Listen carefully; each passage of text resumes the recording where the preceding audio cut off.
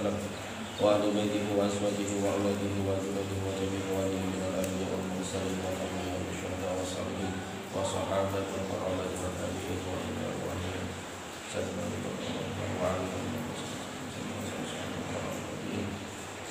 إلى أرواح آبائنا وأمهاتنا وجدنا وجدتنا ومشايخنا ومشايخنا وأساتذتنا وأساتذتنا ونحسن على روح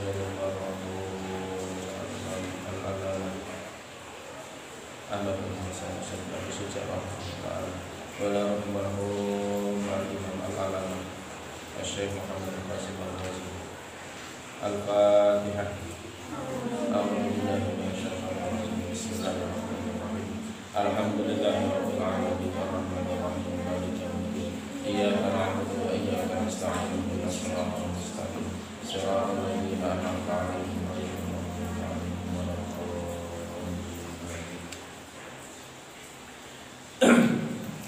A'udzu billahi minasyaitonir rajim. Bismillahirrahmanirrahim. Qala al-musannifu rahimahullahu ta'ala faslun wa furudul wudu'i sitatu asya'a.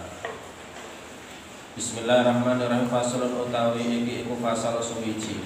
Wa furudul wudu'i utawi pira-pira fardune wudu, fardune rukune wudu.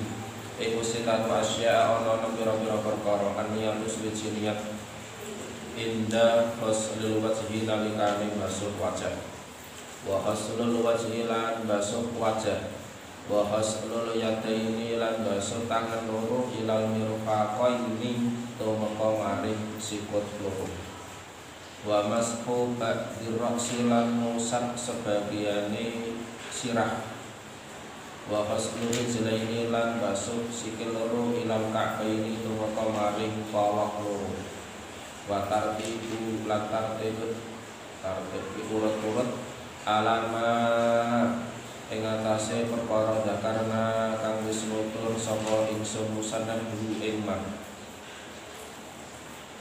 sekalian sunan ya basan wa sunan utami pira-pira kesunahane wudu iku asyaratu asya ana 10 pira-pira perkara atas miyatu suwiji maca tasmiyah ai bismillahirrahmanirrahim wa ghuslul kafaini lan basuh epek-epek loro qabla idkhali bima ing dalem sadurunge nglebokake ing al kafaini al ina ing dalem wadah wal madmatulan ketumu wal istinsyaqulan istinsyaq nglebokake banyu maring irung wal masahu jami'i ra'si lan musab sakabehane sirah wa mashul udunaini lan musat kuping loro dhahirihima ya dhahiri al-udunain wa batinihima lan batine utawa jerone al-udunain bima ing kelawan banyu jadi bintang anyar wa takhli mulih yati lan nyelani jenggot al-kitati ana sing al-katifati kang kandel wa takhlili asabi al-yadaini lan nyelani pira-pira drijine tangan loro wa rijlaini lan sikil loro wa taqaddimul yumna lan dinenake anggota wudu kang tengen alal yusra ing atase anggota wudu kang kiwa wa taharatu lan sesuci salatan hali ambal telu salatan hali ambal telu wal muwalatulan nuri. Ini pasal atau penjelasan bab tentang rukun atau fardunya wudu. Fardu atau rukunnya wudu.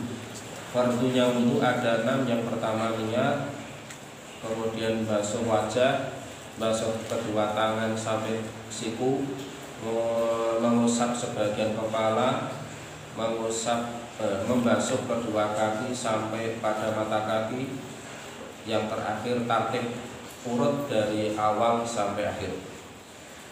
Kesunahannya ada 10. Yang pertama tasmiyah, membaca bismillahirrahmanirrahim, atau diawali lagi dengan ta'awudz a'udzubillahi minasyaitonirrajim bismillahirrahmanirrahim. Wa ghuslul kafaini, membasuh kedua telapak tangan baik tangan itu nanti dimasukkan ke dalam wadah atau tidak, artinya mengalir di keran. Kemudian berkumur, memasukkan air ke dalam hidung, kan? Mengusap seluruh kepala, mengusap kedua telinga baik zahir maupun batinnya dengan air baru. Kemudian menyela-nyela jenggot yang tebal, menyela-nyela jari-jari baik jari-jari tangan maupun kaki.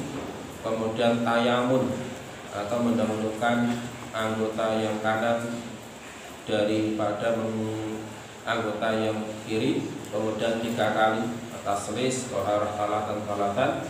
Yang terakhir nuli itu berkelanjutan. Oke. Yang pertama kita bahas tentang niat dulu. Dimanapun kita melakukan ibadah, termasuk prasyarat atau perangkat dari ibadah itu kan toharah.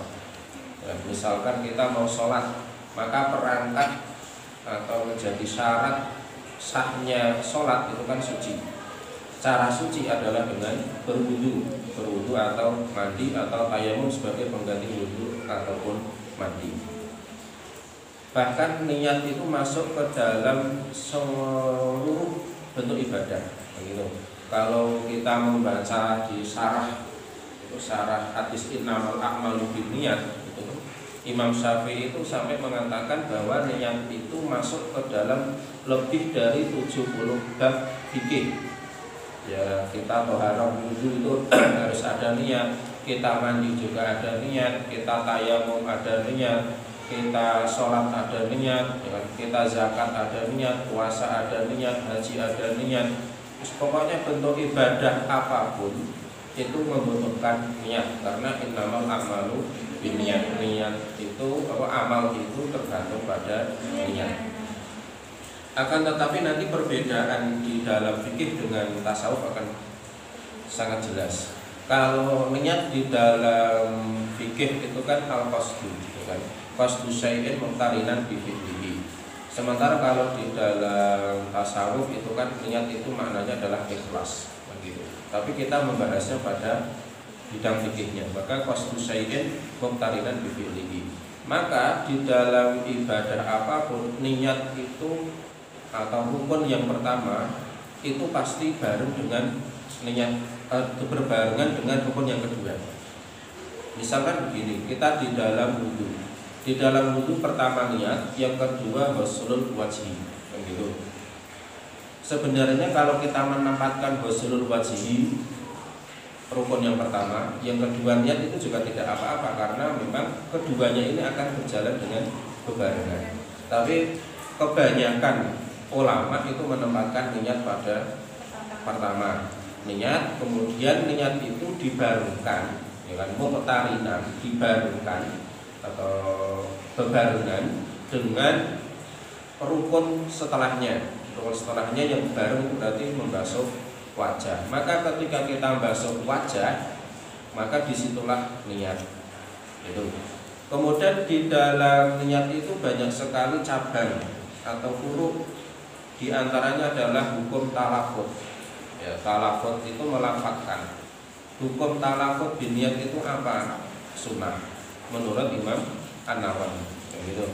Dan mayoritas ulama Syafi'i pun juga demikian. At-talafut biniat itu sunnah mustahabah dan sunnah mustahab. Kenapa dengan demikian? Karena dengan talafut itu akan mengingatkan hati kita, tanbihul qalbi, mengingatkan hati bahwasanya kita ini akan melakukan suatu ibadah tertentu. Apabila dalam wudu, maka mengingatkan talafut biniyatul wudu itu mengingatkan bahwasanya kita akan melakukan wudu bagian dari ibadah. Maka ketika niat harus ikhlas, itu nanti nyambung dengan tasawuf kan gitu. Kalau kita mau sholat, maka talafut usolli fardhul maghribi usolli fardhul asri. Talafut mengingatkan hati kita bahwasanya kita akan melakukan sholat atau sedang melakukan sholat. Sholat bagian dari ibadah. Maka dalam ibadah harus ikhlas. Itu maka persambungan atau hubungan korelasinya seperti itu. Dan tadi talafut bin niat, melafazkan niat itu hukumnya mustahab. Sehingga apabila kita tidak talafut pun juga tidak apa-apa, begitu. Dan waktu talafut bin niat itu pun boleh dibarengkan dengan husnul wajhi, juga boleh didahulukan. Misalkan tadi sekalian kita bahas tentang kesunahannya sekalian ya biar nyambung. Jadi ketika kita mengumpulkan tadi sunnahnya kan baca bismillah, ya kan? Pertama Bismillahirrahmanirrahim. Terus husnul kafaini juga sunnah, ya kan? Berarti membaca bismillah sambil husnul kafaini, kemudian sambil mengucapkan talafut bin niat, misalnya nawaitul, ketika basuh tangan ini nawaitul wudu'a li rabbil hadatil asghari fardholillahi ta'ala, kan itu. Kalau bahasa Jawanya kan niat insun wudu karena ngilangaken hadas kang cilik fardu karena Allah Ta'ala. Atau kalau bahasa Indonesia saya berniat wudu karena untuk menghilangkan hadas kecil karena fardu Allah Ta'ala, gitu. Itu namanya talafut. Dan versi lafaz itu juga tentu bisa jadi berbeda antara satu dengan yang lain, karena memang itu memang redaksi dari ulama, ya, bukan redaksi dari Nabi, ya.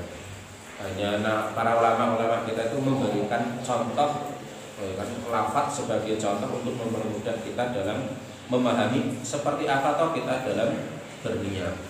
Tapi intinya sebenarnya di dalam hati, karena al-qasdu itu fil qalbi, maka niat itu fil qalbi. Talafut bil lisan hukumnya sunnah, tempat niat di dalam hati ini yang fardu. Nah, di dalam hati ketika kita membasuh wajah tadi kita nawaitul wudu'a li rabbil hadas, itu di dalam hati. Itu lafaz-lafaz yang dicontohkan oleh guru-guru kita atau ulama-ulama kita.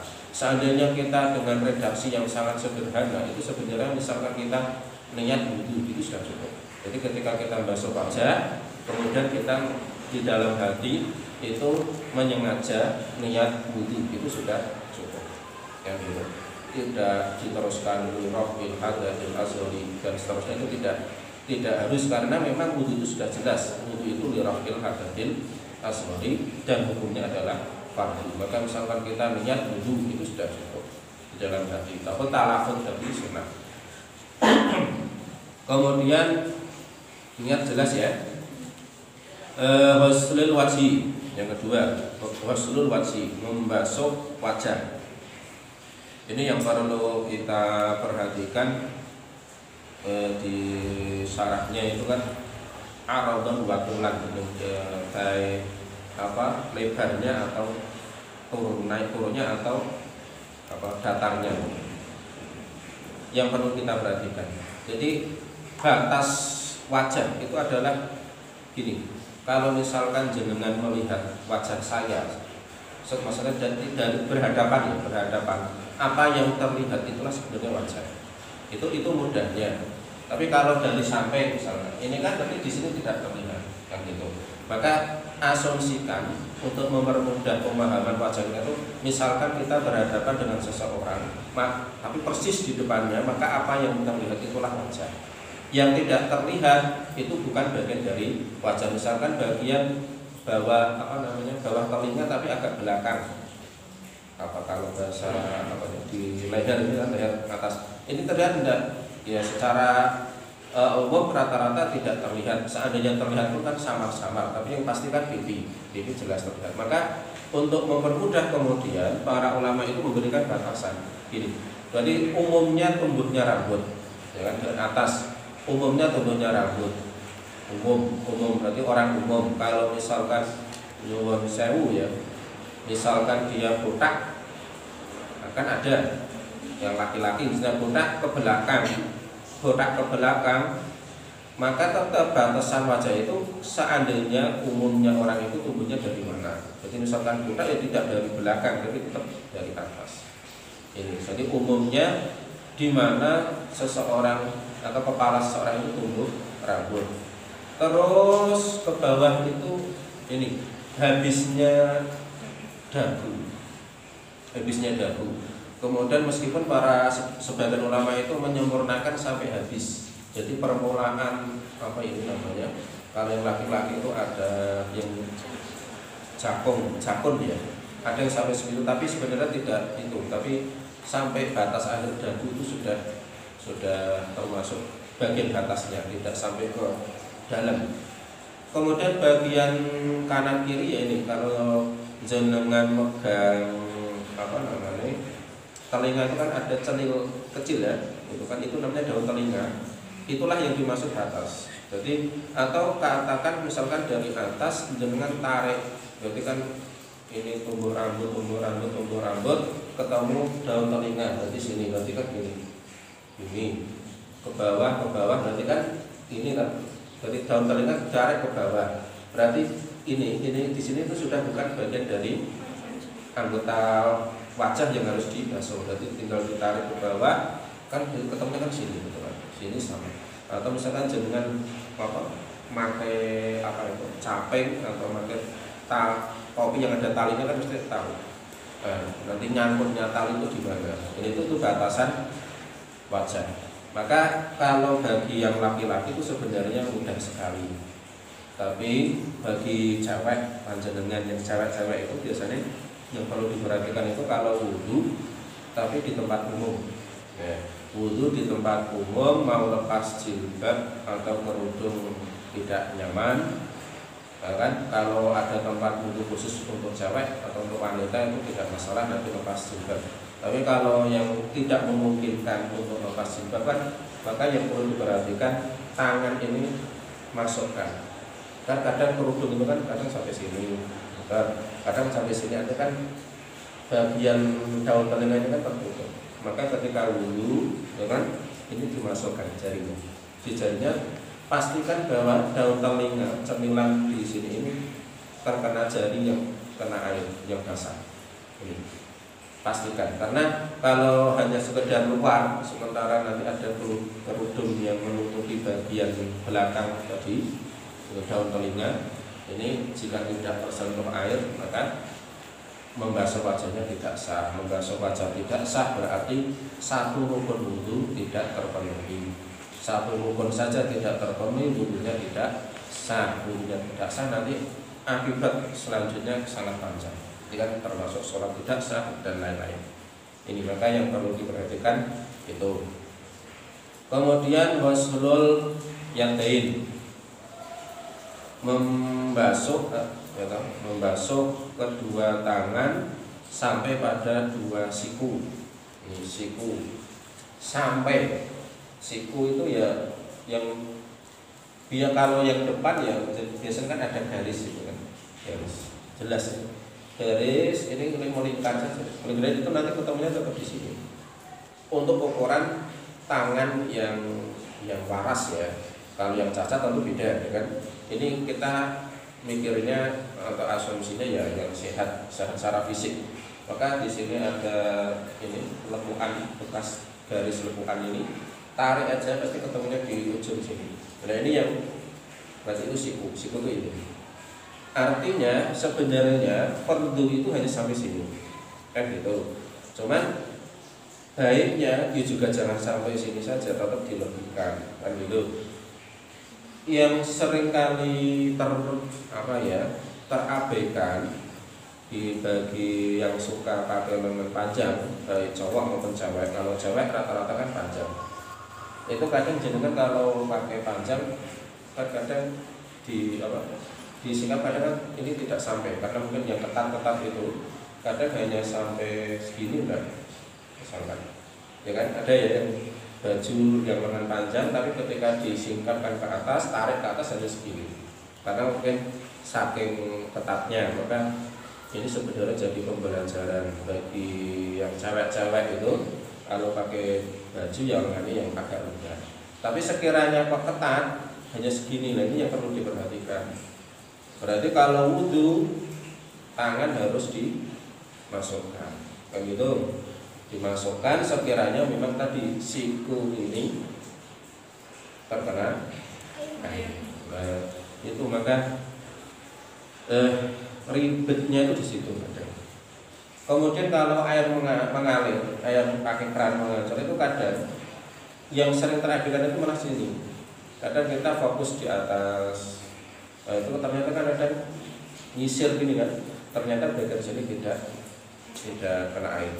Maka kalau wudhu itu baiknya dipakai tangan digosok, kita pastikan telapak tangan kita ini menyentuh bagian-bagian yang merupakan bagian dari anggota wudhu. Kalau tangan yang tadi situ ini yang perlu kita kita perhatikan bersama, karena demi keabsahan ibadah kan gitu. Jelas ya. Termasuk ini yang suka memelihara kuku, ya kuku. Maka kalau saya itu kan nggak seneng melihara kuku. Kalau panjang dikit aja saya potong. Kalau yang suka melihara kuku, pastikan bagian bawah kuku juga terkena air.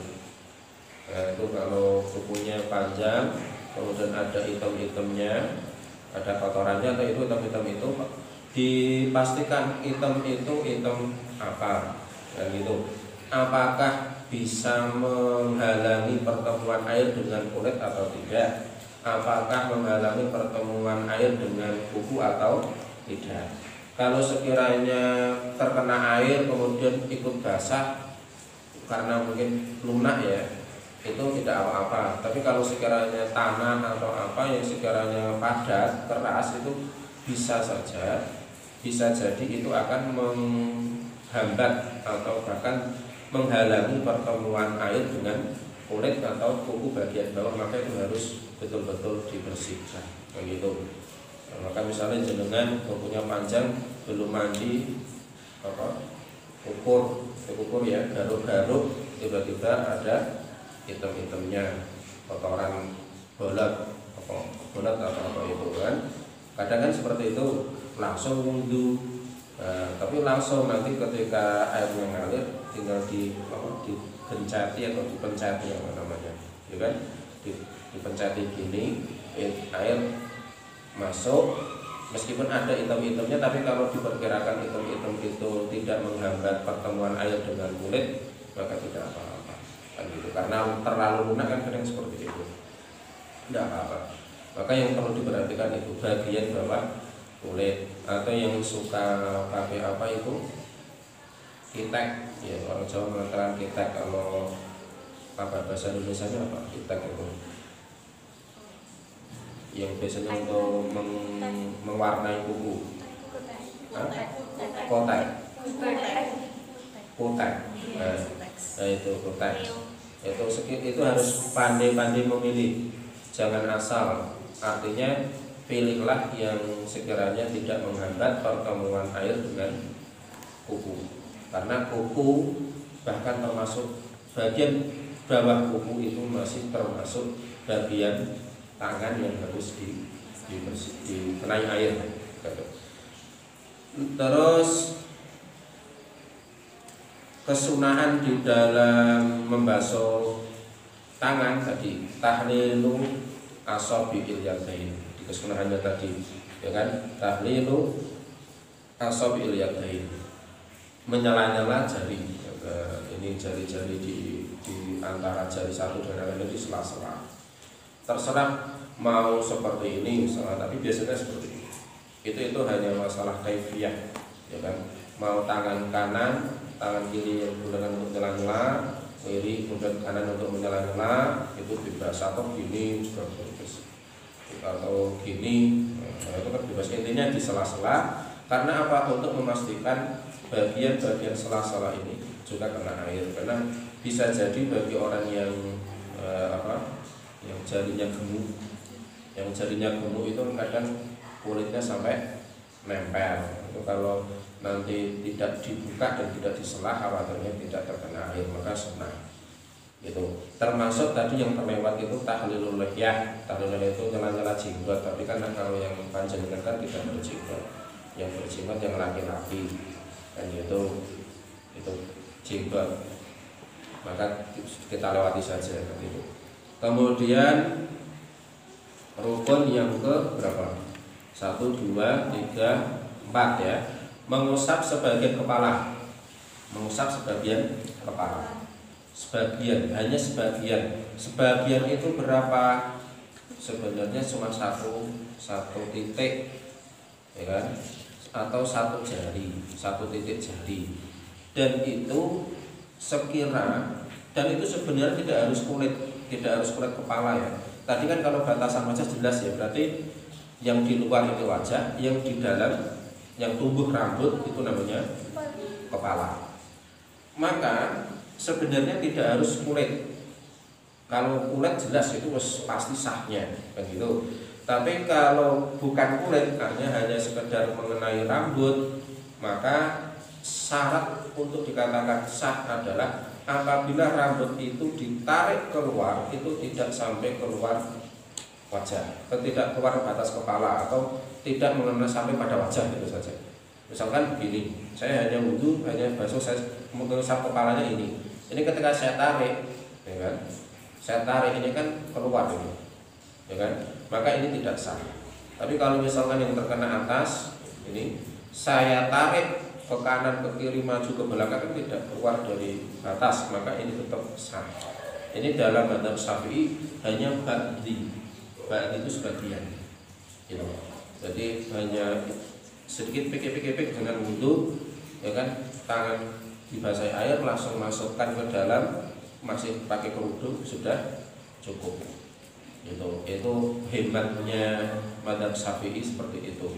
Kalau dalam mazhab Abu Hanifah satu telapak tangan. Itu nanti kalau jenengan mungkin ternyata lagi kumpul dengan yang tidak semadhab, satu telapak tangan.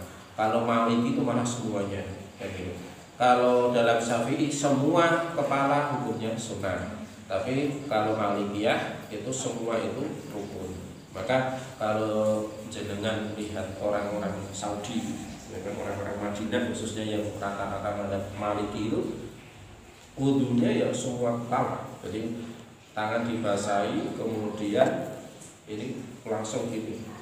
Biasanya kan ini jempol ya, jempol ini taruh di kening ini tarik, tarik maju lagi. Tapi sebenarnya sekali saja sudah cukup. Tapi ada yang menambahkan untuk ke depan. Jadi taruh sini, mundur, maju lagi. Itu kalau dalam mazhab Maliki rukun fardu. Tapi kalau mazhab Syafi'i cukup satu titik jari, keseluruhan itu hukumnya sunnah. Maka kenapa orang Arab yang rata-rata bermadzhab Maliki itu tidak ada yang rambutnya panjang? Karena kalau panjang itu sangat mempersulit.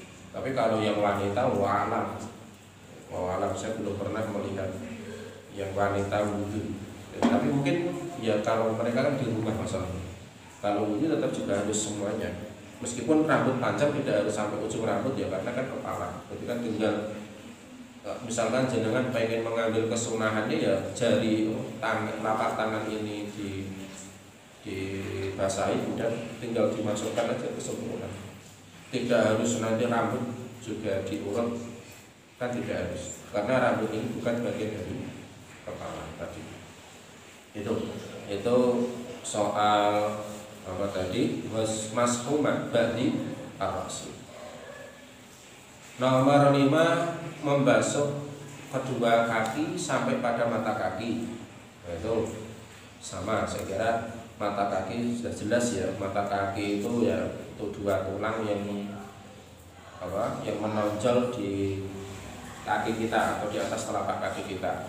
Yang sering terlupakan atau terabaikan itu kencat. Tahu kencat? Kencat itu ini loh, tulang belakang, tulang kering ini, tulang kering kan di sini.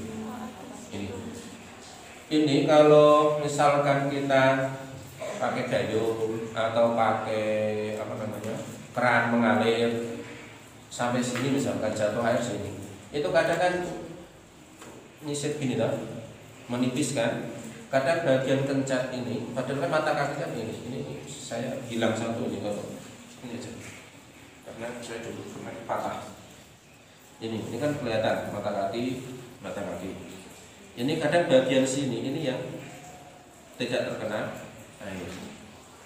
Karena apa? Kita wudu hanya mengenai sini, kalau hanya diguyur saja dari atas ya.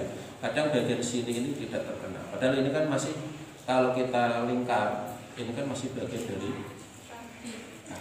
yang nggak wajib. Gitu. Pokoknya yang menurut kalau saya kan ini hilang, yang belakang masih yang depan. Karena dulu pernah jatuh terus meleset ketika penyembuhan hilang itu. Jelas ya, jadi itu. Tapi memang bagusnya sebaiknya tetap dilebihkan saja. Kemudian kesunahannya tadi asobiknya, tahlilul asobik tadi, jarinya di sela-sela, ya. Jari ini di sela-sela. Terus bagian bawah ini, bagian jari-jari kaki ini juga rawan tidak terkena air loh. Hati-hati. Kalau tangan itu lebih mudah, tapi kaki yang jari bawah ini mungkin bagi yang suka kesehariannya itu selalu pakai sepatu, itu kadang jari itu agak apa ya, agak bengkok ya, bengkok ke dalam, sehingga di sini itu kadang apa, kalau tidak betul-betul ditarik, jari ini tidak ditarik atau tidak disentuh atau tidak ditahlil tadi, ini khawatir tidak terkena air. Maka jenengan itu hati-hatinya di situ. Jangan hanya cukup atas kena air, kemudian maka sebaiknya gini. Kalau wudu itu gantian kan 3 kali kan, sunahnya kan 3 kali. Ini diangkat. Kalau misalkan jenengan ini dalam keadaan di bawah tidak diangkat, misalkan guyur pakai gayung, kemudian hanya atasnya saja, ini kan bagian bawah bisa jadi masih belum terkena air. Maka sebaiknya tetap diangkat, terus nanti bagian bawah atau misalnya keset ini ketika guyur airnya digoyangkan aja, maju mundur. Kan maksudnya nanti bawah lantai ini kan terkena air nanti otomatis mengenai atas. Tapi kalau hanya diam itu khawatirnya nanti tidak terkena. Nah di situ yang kalau rukunnya mudah, tapi prakteknya itu yang kadang kita butuh perhatian di situ. Maka jenengan nanti setelah belajar seperti ini harus koreksi diri. Kira-kira wudunya kemarin benar enggak ya, kan gitu. Kalau udah benar ya alhamdulillah. Kalau sekiranya belum, berarti perlu pembenahan. Yang sudah biarlah berlalu, tapi setelah tahu harus hati-hati. Gitu. Terakhir dari rukun wudu taklid harus urut dari tadi niat bersama dengan ghuslul wajhi, kemudian ghuslul yadain, mashu ba'dir ra'si, ghuslul rijlain, ini harus urut. Tidak boleh tidak urut. Tangannya dulu baru wajah, tidak boleh kan gitu. Kesunahannya adalah mualat. Tadi di kesunahan terakhir di mualat. Mualat itu berkelanjutan. Artinya berkelanjutan itu langsung nyambung. Artinya kalau tidak nyambung tidak apa-apa, kan gitu. Selama tidak kering. Misalkan gini, jenengan wudu di pondok di ma'had, tiba-tiba baru dapat wajah sama tangan, airnya habis, kan gitu. Pindah ke kamar mandi yang lain ternyata habis juga, akhirnya lari pakai motor ke kampus, ke masjid kampus, ada air, wajah dan tangan ini kan belum kering misalnya, langsung ke usap kepala, kaki, tidak diawali dari wajah lagi, itu sudah sah. Karena mualatun tadi itu adalah kesunahan, bukan wajib. Tapi tadi batasannya jangan sampai kering. Jadi misalkan gini, kadang-kadang kita lihat orang wudu sambil ngobrol, wudu sambil lari-lari, main-main, kejar-kejaran, ya itu nggak apa-apa misalkan gitu. Atau misalkan wudu dipanggil langsung ke kamar dulu, misalkan disuruh ngambilin kunci, misalnya jenengan wudu, tiba-tiba ada tamu, assalamualaikum, waalaikumsalam, habis itu lari buka pintu, lari lagi ke kamar mandi, wudu lagi, lanjut, itu tidak apa-apa. Yang penting belum kering. Tapi kalau sudah kering ya harus dimulai dari awal. Jadi mualatun tadi Kemudian termasuk kesunahan taqdimul yumna alal yusra, mendahulukan yang kanan dari yang kiri, karena memang dalam kaidah itu kan dalam hal kebaikan itu kan memang disunahkan untuk mendahulukan yang kanan. Lah wudu itu termasuk perkara yang baik. Jenengan makan itu baik, maka tetap kanan. Jenengan masuk rumah itu berarti kita menuju tempat yang lebih mulia daripada tempat yang biasa. Di luar rumah itu secara makom derajat, ya kan, di luar rumah dengan di dalam rumah itu lebih mulia di rumah. Maka ketika masuk rumah kaki kanan, masuk masjid ya sama kaki kanan. Tapi kalau masuk WC, di WC dengan di luar WC itu dianggap luar WC lebih mulia, maka masuk ke WC tangan kaki kiri. Tapi ketika keluar karena menuju tempat yang lebih mulia, maka menggunakan kaki kanan. Jadi kaidahnya seperti itu. Pokoknya dalam hal kebaikan, dalam perkara mulia itu kesunahannya dengan kanan. Itu meskipun kita tidak bisa menafikan sebagian orang yang memang punya tabiat kidal, ya, misalkan memang dia bisanya kiri, itu istisnaiyah, pengecualian saja. Kan ada orang yang kadang makan pakai kiri, nulis pakai kiri, tapi memang yang aktif ini kiri, yang kanan memang tidak terlalu aktif, itu pengecualian. Tapi kalau bagi orang umum yang memang normal pada umumnya, maka tetap kanan itu lebih didahulukan. Termasuk 3 kali tadi. Taharah salasan ini kita bahas kemarin ya, ketika membahas mustakmal, air mustakmal kan. Yang mustakmal itu kan setelah digunakan di rafi hadasin au izalatin najasin. Kalau sekali saja sudah rafi hadasin au izalatin hadasin, maka yang kedua dan ketiga itu tidak wajib. Artinya tidak wajib berarti bahasa kedua dan ketiga itu tidak menjadikan mustakmal. Kan itu.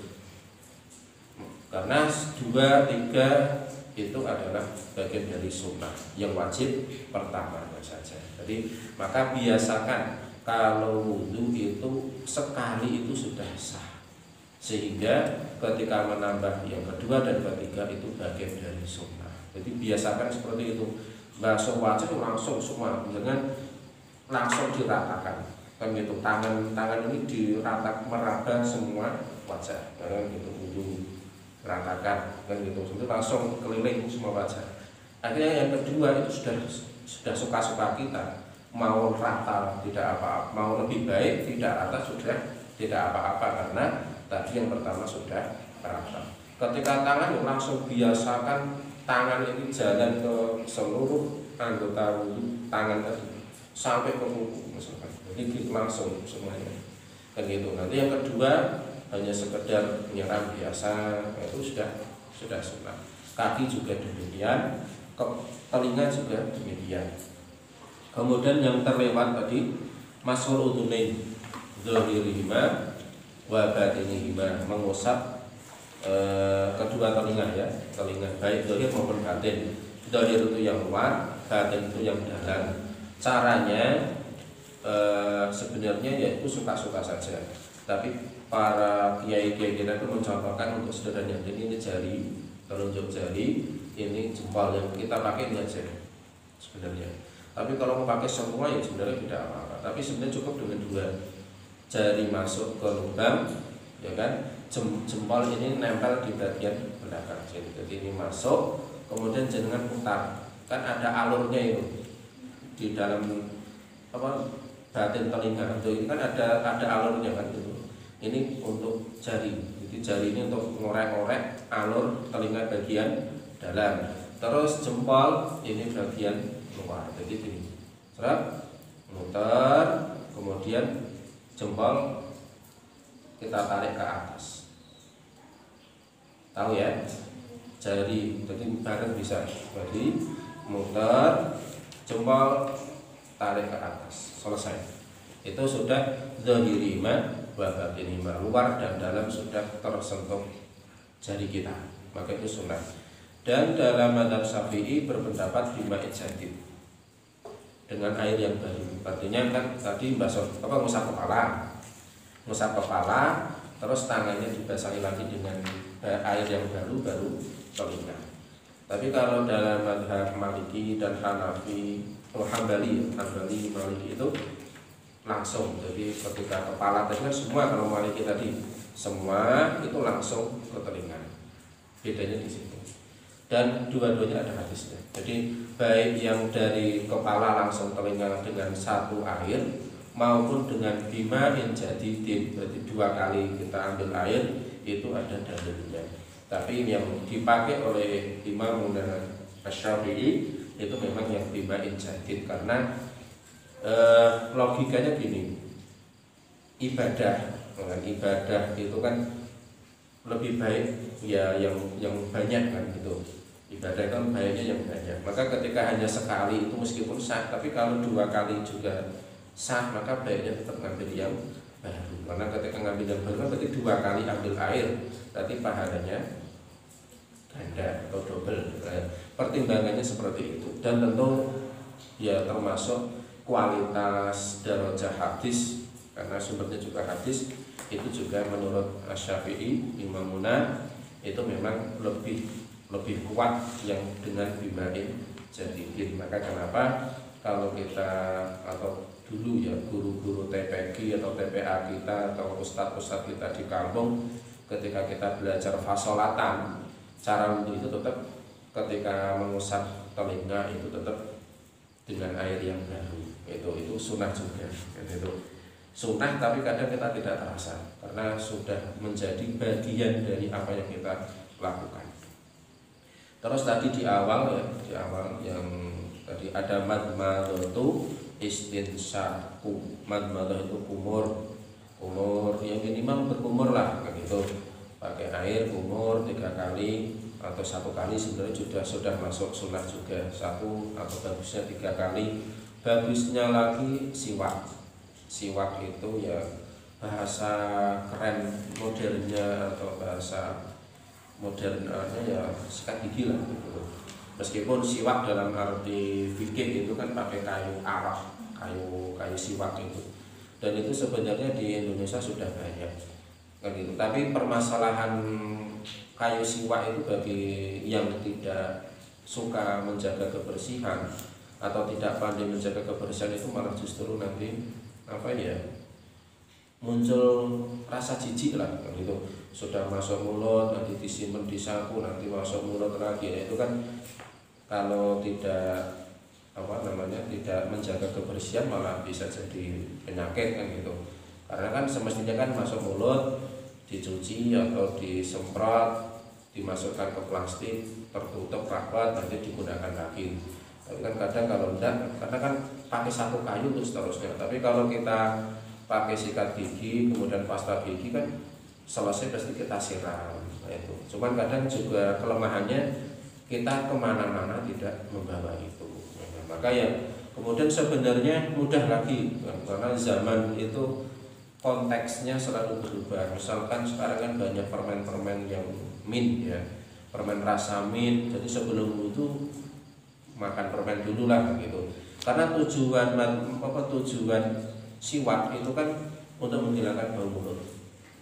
Tujuan awalnya itu, tujuan aslinya. Maka ya kalau dalam konteks dulu kan belum modern ya, hanya pakai kayu siwak itu tadi. Kalau sekarang ya, maka kalau memang kita ambil makosidnya, tujuannya apa, maka kan kalau tujuannya adalah menghilangkan bau mulut kan bisa pakai permen mint atau apa, sehingga bau mulut itu sudah hilang. Relaksa atau apa kan itu sudah bisa, banyak sekali.